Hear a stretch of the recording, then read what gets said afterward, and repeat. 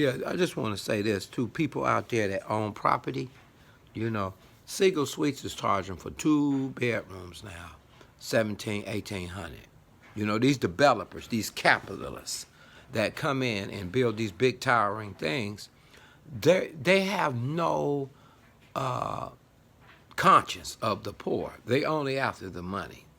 And so if you can stay at Siegel Suites and pay $1,800, or if you are a disabled person, that rent I think is 600 a week or something like that. Man, what I'm hearing and what I am just saw is just it's a crime. It's a crime.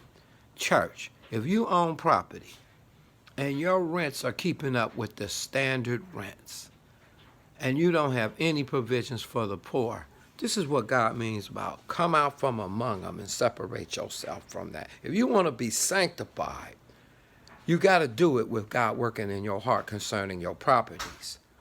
Okay? There is no raising hands and singing songs and what the preacher said on this one. This is between you and the Father and stewardship.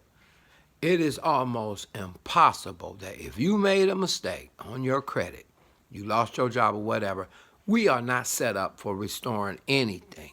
We are only set up to capitalize off of the tragedy of COVID-19. That's it. People want the bottom line. Therefore, I again say, capitalism in the hands of sinners, where you preachers and prophets at? You ought to be rebuking this country over the greed, the covetousness, and the usury that they have planned to catch the poor and trample them under their foot. Worse, if you're partaking in that and using people to pay for your homes and pay for your churches and pay for everything else, and you don't have anything in your ministry that would cover them and get their back, shame on you, sons of Sceva.